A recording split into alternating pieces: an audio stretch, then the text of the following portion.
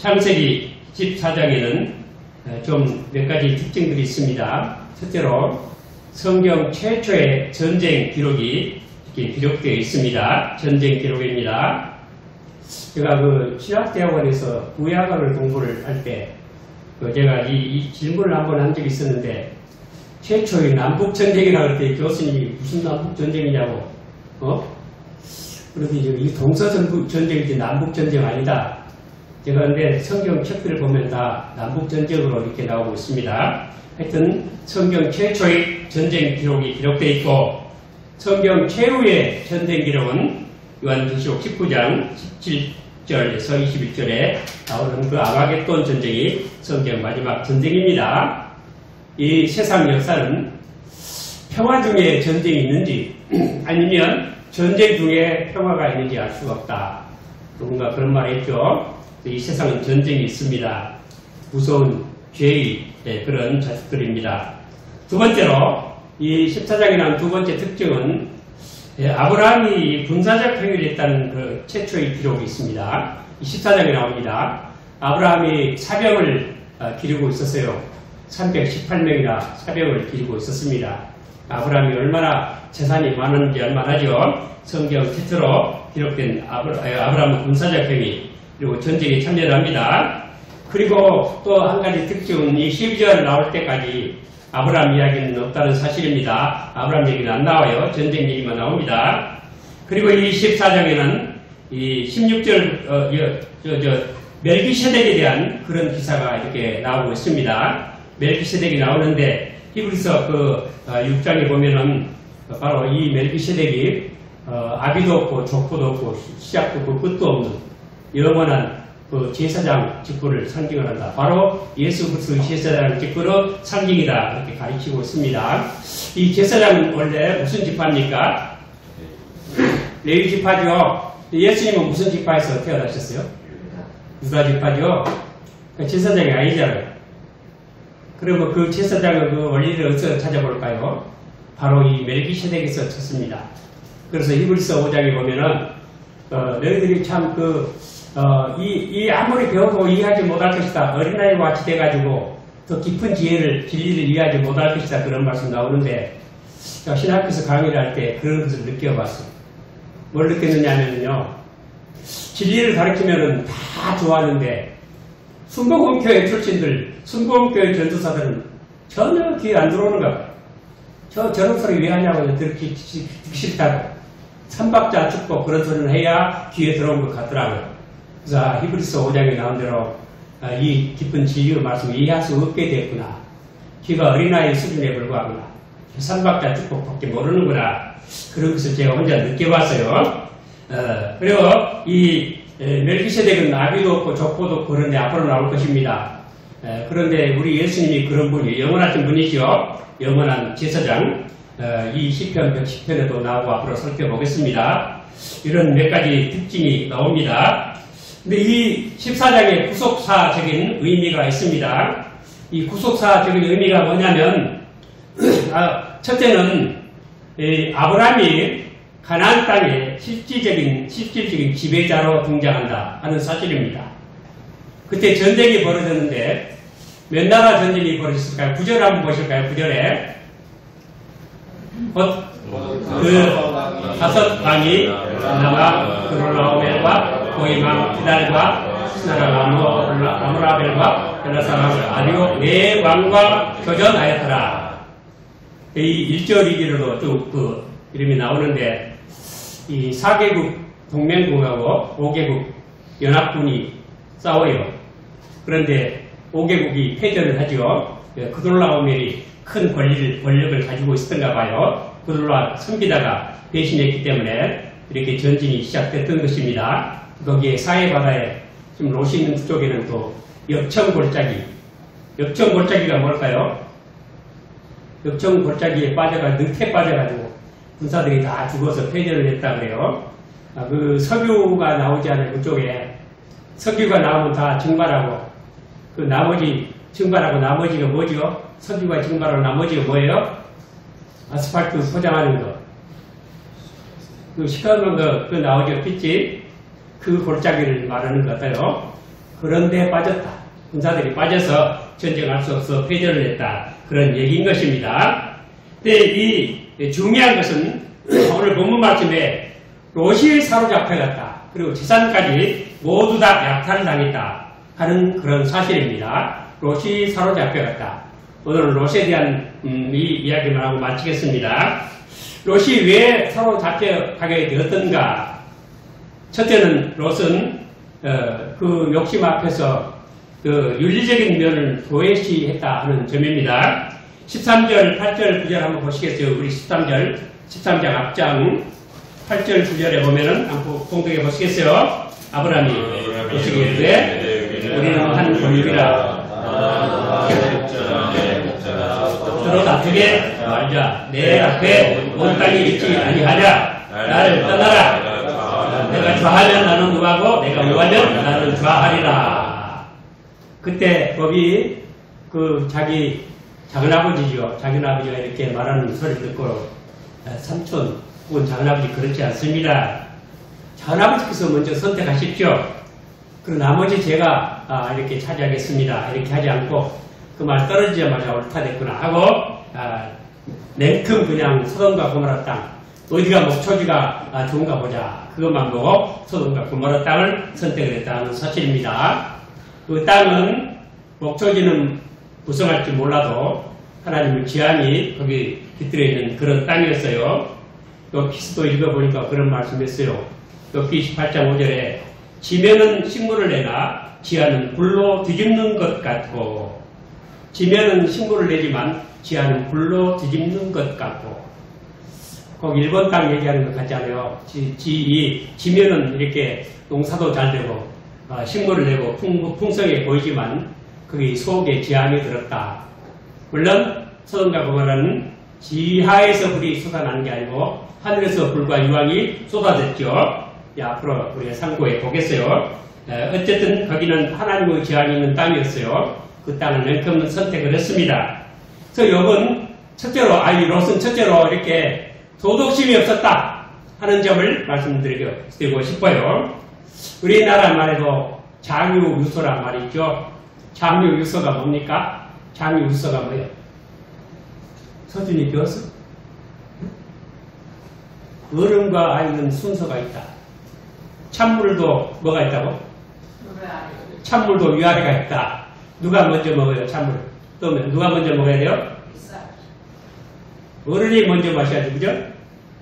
밥 먹을 때 숟가락은 먼저 누가 들어야 돼? 어른이 들어야 돼요? 얘가 먼저 들어야 돼요? 전 옛날에 저희들 어렸을 때는 굉장히 그런 거 많이 그냥 주의라고 많이 교육을 받았어요. 어른이 숟가락 들기 전에 절대 안 들어요. 어른이 먼저 수저를 드는 거 보고 그리고 밑에 자녀들이 듣는 거예요. 서진이 그거 배웠어? 배웠구나. 그게 뭐라고요? 장유유소라. 그리고 스승님은 뭣도 안 밟는다? 그림자도 밟지 않는다. 그리고 이런 것들이 하나의 도덕심이죠. 도덕이죠. 그리고 또 경로 펼친 그런 말이 있죠. 노일을 공경하고 하늘을 일게 경외하라 하는 그런 사상, 이런 것들 다 윤리적인 것입니다. 그래서 우리 레위기 19장 32절, 레위기는 제사법을 기록한 책이 율법서죠. 거기 보면 19장 32절에 너는 센 머리 앞에 일어서고 너희의 얼굴을 공경하며 내 하나님을 경외하라. 나는 여호와니라고 말씀하셨습니다. 이런 건 도덕성이에요. 도덕과 하나님을 경외하는 신앙심을 연결시키고 있어요. 그래서 이 도덕이라는 게 굉장히 중요한데 도덕이 뭐예요? 도덕이 뭐예요? 도덕이 뭐냐고 물어보면은 그런 대답을 못하겠죠. 옛날에 신학교에서 중국에서 유학 온 학생이 하나 신학교에서 그 기숙사에서 이렇게 기숙하면서 살았는데 갑자기 도덕이 뭐냐고 물었더라고요. 도덕은 하나님의 법이에요, 아니에요? 도덕도 하나님의 법이에요. 그리고 하나님의 법이 크게 두 가지예요. 하나는 자연율, natural law 있고 하나는 성문율, enacted law. 그러죠? 이 도덕은 natural law, 기록이 된 법이 아니에요. 근데 기록이 되지 않았지만 우리 사람의 마음속에 심어진 법이에요. 그럼 무슨 법일까? 이것은 인격과 인격 사이의 바른 관계를 위하여 우리 사람의 본성의 소실 속에 심겨진 하나님의 성품을 말하는 거예요. 이것이 도덕이. 인격과 인격 사이의 바른 관계를 위하여 사람의 본성, 즉 양심에 새겨진 하나님이 새겨주셨어요. 어디 써진 게 아니에요. 글로 써진 게 아니에요. 그러한 하나님의 성품이에요. 하나님이 그러신 분이에요. 이것을 우리가 큰 말로 한마디로 말하면 사랑이라 그런 말하죠. 여러분 우리 십계명을 말해서 크게 말해서 하나님 사랑 또 뭐 사람 사랑 그러죠. 하나님 사랑, 이웃 사랑. 근데 사랑이에요. 하나님 사랑하는 것 이건 종교고 사람 사랑은 도덕이지요. 십계명에 두 돌비가 있어요. 근데 이 두 돌비를 무시하기를 시작했어요. 누가 무시한 줄 아세요? 우리 기독교 안에서 그 시작한 거예요. 어떻게 시작했죠? 우리 사람이 타락하면 다 타락한 거 아니다. 아담만 타락했지. 좀 나쁜 예를 남긴 것밖에 없고 우리 사람은 타락해도 영적으로 죽지 않았다. 우리 자유의지를 가지고 있다. 내 자유의지로 얼마든지 선한 일을 할 수 있고 바른 삶을 살 수 있다. 회개도 할 수 있다. 우리 사람이 스스로 회개할 수 있어요? 없어요? 사람이 이 영적으로 타락했다는 문제 딱 한 가지 문제가 뭐냐면 spiritual death, 영적 죽음, 영적 사망 상태에 빠졌다고 해요. 영적으로 죽어요. 그래서 영적인 선한 일을 전혀 할 수도 없고 하고 싶지도 않아요. 그런 생각도 없어요. 이것이 영적인 사망이고 이것을 우리가 타락했다는 거예요. 그러니까 타락의 상태 가장 중요한 게 한마디가 뭐예요? 영적 사망, 영적으로 죽었어요. 여러분 아무리 똑똑하고 훌륭한 사람도 아무리 많이 배운 사람도 영적으로 죽어있기 때문에 하나님 말씀이 별로 말씀으로 생각지 않아요. 근데 자유주의자들이 그렇게 해요. 그리고 자유주의자들은 자기들이 제일 잘 믿는다고 생각을 해요. 그 우리나라에 아주 유명한 분이 있어요. 하버드 대학 출신 박사님 있어요. 그분이 자유주의예요. 그래서 이분들은 우리가 이 회개하는 게 뭐냐면 소위 moral suasion, 도덕적인 어떤 설득과 공부를 받고 스스로 고치는 것이다. 그래서 회개한다. 그렇게 그런 식으로. 근데 우리는 어떻게 믿냐면 그렇게 아니고 우리 사람이 전적으로 죽었기 때문에 절대적으로 도덕적으로 설득된다고 어떤 공고를 받는다고 해서 회개하는 게 아니고 하나님 우리가 영적으로 뭐 했다고요? 죽었죠. 죽었으니까 살려주셔야만이 되는 거예요. 그래서 죽은 나사로에 나오너라 그러니까 어때요? 자기가 그 말씀 듣고 말씀 깨닫고 이해하고 그래 나가야 되겠다. 그러고 나갑니까? 누가 살려주시죠? 생명 자체를 누가 주십니까? 하나님이 주시니까 살아난 것이지 나사로의 의지가 작용을 했어요? 안 했어요? 작용하지 못해요. 전혀. 살아난 이후에는 의지가 있어요? 없어요? 살아난 이후에는 의지가 있어요. 왜냐하면 하나님께서 우리를 회개하고 우리 죄를 깨닫게 하실 때 의지를 살려주세요. 의지도 살려주세요. 우리 영적인 생명을 살려주실 때 우리 내적인 의지도 살려주심으로 말미암아 우리가 의지적인 행동을 할 수 있게 되는 거예요. 그래서 자원하는 마음으로 하나님 섬길 수 있도록 그렇게 만들어주세요. 우리가 빌립보의 자주장사 그분도 하나님 말씀 마음을 열어서 말씀 듣게 하시죠. 그렇게 깨닫게 하시는 거예요. 하나님이 먼저 역사하심으로 우리가 이렇게 회개하는 것이고 믿음을 갖게 되는 것이지 사람이 깨달음을 얻고 해서 되는 것이 아니다. 그래서 자유주의자들은요, 그 사람들을 합리주의자라고도 해요. 레셔널리즘이라고도 해요. 합리적으로 생각을 해서 그 사람들은 아주 예수님이 하나님이 사람 됐으니까 사람이 하나님 됐다. 우리가 하나님이다. 내가 하는 것이고 하나님이 하는 것이고 하나님이 하는 것이고 내가 하는 것이다. 이렇게 해요. 그래가지고 하나님 특별히 믿을 필요도 없고 예수님 십자가로 죽으시지 않아도 우리는 얼마든지 하나님 백성이 될 수 있다. 이렇게 주장하는 게 자유주의예요. 아주 무섭죠? 아주 무서워요. 그래서 그 사람은 뭐라 하냐면 십계명이 돌비가 몇 개입니까? 2개죠. 십계명 돌비가 2개인데 첫째 돌비는 뭐에 대한 거예요? 하나님 사랑하라에 한마디로 하나님에 대한 것이고 둘째는 사람에 대한 것이죠.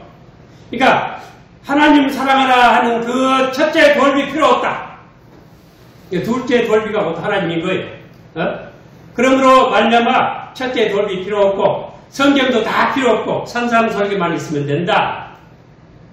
그렇게 주장해요. 다만 우리 안에 구원은 우리 안에만 있고 우리 밖에는 없다. 우리 밖에 예수님도 필요 없어요. 십자가 공도 필요 없어요. 우리가 곧 사랑하면 그것이 곧 우리 종교다. 그래서 끈끈한 사랑을 말하죠. 누가? 기독교 장로회에서 그렇게 가르쳐요. 그 양반이 기독교 장로의 출신이에요. 그분은 기독교 장로가 최고로 잘 믿는다 그러더라고요. 그러니까 확실히 이단이에요. 우리가 볼 때는. 자, 어쨌든 이렇게 해서 교회에서 첫째 돌비를 무시해버렸어요. 하나님에 대한 종교성을. 첫째 돌비는 종교고 둘째 돌비는 윤리란 말이에요. 그래서 이 윤리 터전은 종교 위에 서 있는 거예요. 종교가 무너지면 윤리도 무너지는 거예요. 여러분 이 세상이 왜 이렇게 타락했을까요? 말할 수 없이 타락했죠. 우리 교회 안에서 첫째 돌비를 무시했기 때문에 예수 그리스도 십자가에 구속을 이런 공로는 필요 없다. 우리가 잘하면 된다. 그래서 무시해요. 내 부모를 공경하라. 왜 공경해야지? 왜 공경해야지? 누가 나오라 했어? 이렇게 하나님이 없기 때문에. 그래서 모든 윤리, 도덕은 그 목적이 하나님께 있는 거예요. 하나님의 성품이에요. 사람의 본성, 사람 윤리 속, 사람 양심 속에 새겨진 하나님의 성품이에요. 어디 기록된 게 아니에요.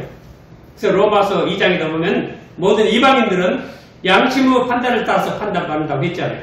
양심에 하나님의 법이 윤리가 기록되어 있어요. 그 양심에 기록된 법을 십계명에 문자화해 놓은 것이에요. 그러니까 똑같은 거예요. 부모에게 후여도 하라. 도둑 살인하지 말고 도둑질하고 살인하지 말고 거짓 증거하지 말고 탐내지 마라. 이런 것들이 다 우리 양심이 이미 새겨져 있단 말이에요. 사람 본성에. 어느 나라든지 다 있어요. 이것이. 어느 종족에도 다 있어요. 이것이 도덕법인데 도덕법이 중요합니까? 중요하지 않습니까? 듣고 보니까 굉장히 중요하죠. 저 우리 기독교를 정의할 때 두 가지로 정의해요. 첫째는 윤리적 종교다. 두 번째는 구속적 종교다. 이거예요. 무슨 종교? 첫째? 윤리적 종교. 두 번째? 구속적 종교. 무슨 윤리적 종교냐? 참 하나님이시오 참 사람이신 예수 그리스도 안에 그 기원과 종속을 둔 윤리적 종교이며 참 하나님이시고 참 사람이시오 우리 예수님이 그 안에 기원을 둔다. 그로부터 시작됐다는 뜻이에요. 그 안에 전속을 둔다. 그러므로 그분 안에서 계속 유지가 된다. 그런 윤리적 종교가 우리 기독교. 두 번째는 특별히 그의 죽으심과 부활을 통해서 중생과 칭의와 성화를 제시하는 구속적 종교다. 뭐가? 우리 기독교가 그런 식으로 정의를 합니다. 그렇기 때문에 우리 윤리적 종교, 윤리 중요합니까? 중요하지 않습니까? 굉장히 중요합니다. 중요한데 예수 믿는 사람들이 함부로 욕주거리 하고 그러면 되겠어요? 응? 어디 가서? 그 비윤리적이죠? 예, 목사가 욕하는 이유 한 가지가 뭐라 그랬어요? 성화가 안 돼서 그렇다고요? 왜 성화가 안 될까요? 왜 안 됐을까요? 우리 구원의 서정 9가지 있죠?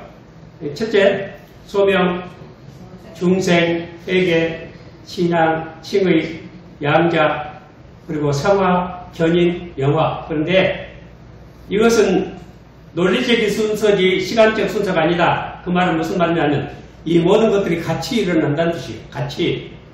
같이 일어나. 여러분들 십자가의 우편 강도가 예수 믿었죠? 예수님을 인정했죠? 우편 강도인지 좌편 강도인지 하여튼 그 강도가 그때부터 이 강도의 말투가 변했어요? 안 변했어요? 완전히 변해버렸죠? 그 좌편 강도하고는 다르죠? 응? 좌편 강도는 예수님을 오히려 조롱했죠? 당신이 메시아는 나도 구원해달라 그러면서 당신도 구원하고 나도 구원해달라 그랬죠? 이 우편 강도는 벌써 말이 틀려요. 언어가 틀려요. 성화가 이루어지기 시작한 거예요. 물론 성화도 더 깊이 이루어질 거예요. 점점 예수 그리스도에 대한 인식이 더 깊어짐에 따라 성화도 깊어지지만은 아직까지는 그래도 변하기 시작했잖아요. 그러니까 한꺼번에 일어난 거예요. 칭의와 성화가. 아직도 목사가 성화가 안 돼가지고 욕지근을 한다. 그러면은 그 생명이 있는지를 이걸 의심을 해야 돼요. 왜 성장을 하지 않는가? 생명이 없기 때문이다. 즉 말하면 가짜다 그 말이 아니지. 이것을 가지고도 우리가 이 세대를 분별할 수 없다면 더 희망이 없어요. 그런 사람은. 우리 구원의 목적은 하나님의 영광에 있습니다. 돈에 있는 게 아니요. 이 롯은 오직 물질 때문에 윤리를 버렸다. 그래서 사로잡히기까지 되고 망하게 됐습니다. 두 번째로 이 롯은 이 물질만 생각을 하고 영적인 면은 완전히 도외시했다는 사실입니다. 자, 13장 10절을 한번 보십니다. 13장 10절에 13장이에요. 이에 롯이 들어들어 그들을 던져 수알까지 온 땅에 물이 넉넉하니 여호와께서 소돔과 고모라를 멸하시기 전이 없는 거로 여호와의 검산 같고 애굽 땅과 같았더라. 그 13절 13장 13절 소돔 사람은 악하여 여호와 앞에 큰 죄인이었더라. 그렇죠? 근데 그 악한 큰 죄인의 땅으로 이렇게 들어갔어요. 여러분, 하나님께서 아브라함을 이 12장에서 뭐라고 그러셨죠? 너는 본토, 친척, 아비 집을 뭐라고요? 떠나라. 왜 떠나라 하셨을까요? 거기는 악인들의 땅이었기 때문에, 죄인들의 땅이었기 때문에 떠나라 했어요. 이렇게 해서 언약이 시작된 거예요. 언약은 떠나라로 시작되는 거예요. 아시겠어요? 즉 분리로 시작되는 거예요. 떠나라 했는데 오히려 찾아갔어요. 영적인 면을 도대체 도외시한 거예요. 우리 사람이 아무리 가만하게 많다 해도 이렇게 무서운 죄인들의 땅에 가면은 그 영적인 생명을 다 발휘할 수가 없는 것입니다. 그래서 거기에 빠져 있다가 재앙을 당하고 말았습니다. 언약이라고 하는 건 떠나라부터, 즉 분리로부터 시작됩니다. 고린도서 6장 14절 16절에 너희는 믿지 않는 자와 먹이를 같이 하지 말라. 의와 불법이 어찌 함께하며 빛과 어둠이 어찌 사귀며 그리스도와 벨리알이 어찌 조화되며 믿는 자와 믿지 않는 자가 어찌 상관하며 하나님의 성전과 우상이 어찌 일치가 되리요. 우리는 살아계신 하나님의 성전이라. 이와 같이 하나님께서 가르치되 내가 저희 가운데 거하며 두루 행하며 나는 저희 하나님이 되고 저희는 나의 백성이 되리라 하셨느니라 하셨습니다. 이렇게 먹이 같이 하지 말아라. 어찌 조화가 되고 어찌가 일치가 되겠느냐, 어찌 사귀겠느냐. 이 언약의 기본 사상이에요. 그래서 떠났는데 서로 찾아왔어요. 롯이 영적인 면으로 완전히 죽었어요. 여러분, 우리 이 분리라는 건 굉장히 중요합니다. 왜 중요하냐면요, 히브리 랍비인 헤셀이라는 사람이 그런 말 했어요. 참으로 가장 무서운 악행은 선의 모습을 하고 저질러진다. 악의 문제와 싫은 마음이 있어서 종교에는 두 가지 방향에서 노력해야 한다. 분리와 정화가 그것이다. 분리란 선을 악으로부터 떨어뜨려 놓는 것이요, 정화란 악을 선으로부터 제거하는 것이다. 그런 말이었어요. 그래서 이 분리를 시켰는데, 선을 악으로부터 분리시켰는데, 왜냐하면 이 선이 악과 혼합하게 되면 그 악이 선을 종주 삼아서 악이 선의 세계로 들어와요. 그러면 반드시 하나님의 심판이 오게 되어 있습니다. 근데 오늘 불행하게도 우리 한국 기독교가 많이 그런 쪽에 많이 넘어가 있어요. 즉 혼합주의에 지금 빠져 있어요. 선과 악이 없어요. 왜 그럴까요? 거기 한 가지가 있어요.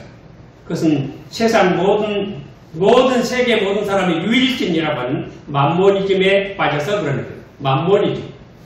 돈이 거기 들어있다는 말이에요. 돈.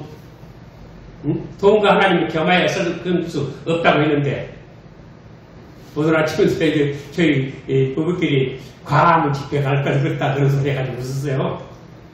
광화문 집회 가면 하나님 영광을 위해서 그거 하는 것 같아요.